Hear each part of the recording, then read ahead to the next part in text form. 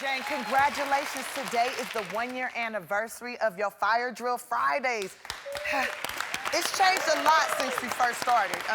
You got arrested 5 times in last year? Yeah, it's called civil disobedience. It's the only thing that's ever changed history. I mean, look at Martin Luther King and Gandhi and those students sitting in at the lunch counters, breaking rules that were bad rules, making good trouble. Oh, wow. Now, can you tell me, what is Fire Drill Fridays? Fire Drill Fridays is an action that we do every Friday, and now we're doing it virtually. For almost 8 months, we've been doing it virtually, and the numbers keep growing. And we talk about some aspect of the climate crisis, and then we ask people to volunteer, and we have thousands and thousands of people calling and writing potential voters, asking people who didn't vote last time to vote. Talking to the Latinx community, telling them why it's so important to vote. So we've touched close to 2 million people, 2 million voters. Oh, that's awesome. That's awesome. That's awesome. Now, you know, great. Sharon Stone and I were in this movie together that Billy Crystal was directing, and Sharon summons me to her hotel room and said that you and her were doing this thing on Fridays in D.C., and you guys were protesting. I was like, oh, protesting? Yeah, I'm down for that. What y'all protesting? She's like, you gotta come with us, and we're doing this and we're doing that, and it's gonna be really amazing, and at the end, we get arrested. And I was like, arrested? Hold up, girlfriend. That's not something I voluntarily go to do. And she was like, we'll be out by Saturday. I said, no, you'll be out by Saturday, because you a white woman with some money. I'm a black woman just coming up now. They gonna keep me in there for a few weeks. My fingerprints been some places, okay?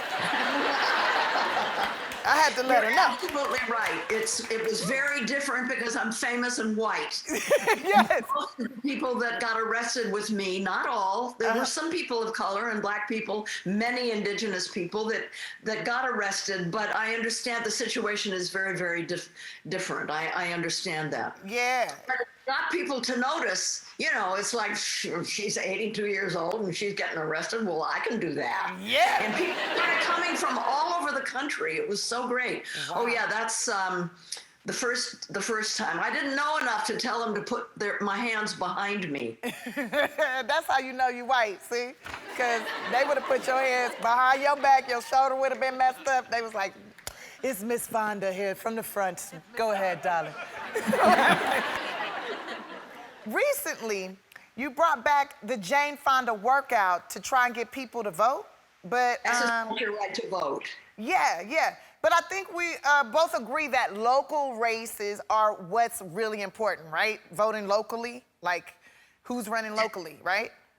It's called down ballot. It's really important, not just to vote for president and vice president and senate, but the sheriff, the district attorney, the judges, city council, boards of supervisors.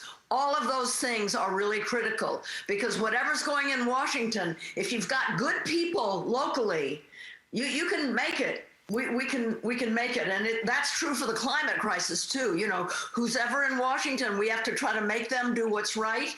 But locally, we can get a lot done. Yes, I'm so about that. I am 110% about that. You know, Jane, I went ahead and made sure I met every single council member for the city of Los Angeles, and then I made sure I make sure I call my councilman from my district. I live in the 9th district here in Los Angeles. I call him probably about every 2 weeks, get on his last nerve. I'm like, what y'all doing for us now? What's up with these potholes over here? What's going on? Did you see that on the street over there? Did you see? Like, I'm probably a bugaboo. Right. Well, we got to deal with the homeless issue. Yes, and I'm supporting definitely. a woman named Nithya Raman, who's running for city council in Los Angeles. And she's an example of somebody that's really very, very powerful and can do something about the homeless issue. Yes, well, I'm definitely there for it. I'm actually voting for her too, so. Let's talk about your new book called What Can I Do? This book is great because a lot of people are worried about climate change, but feel helpless to stop it. And it is like, what can I do? What can one little person like me do to make it better, Jane?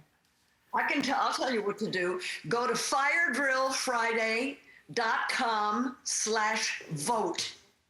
Uh-huh. Not only will it answer all your questions about voting, and voting is absolutely critical. This is the most important election ever, and I've been through a lot of them.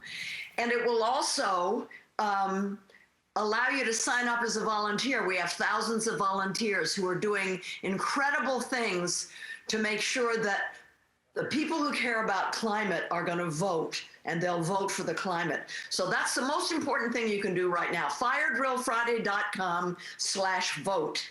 Okay, now let me tell you something. Everybody make sure y'all go to firedrillfriday.com/vote and make sure you vote. And I've already filled out all my stuff to vote and sent it in. I did everything I needed to do to vote because I know I'm gonna be leaving the country and I won't be able to go to the booths. So I went ahead and did my thing and I voted.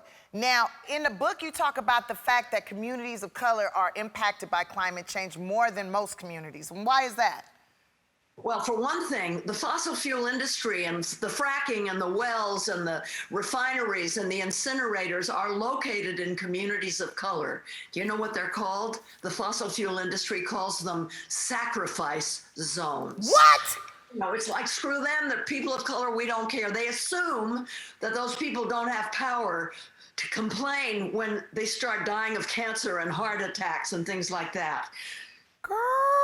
Already there's the problem of asthma and lung diseases and heart issues and cancer because of where they live, because of the fossil fuel industry. So a pandemic comes along, goes to the most vulnerable people.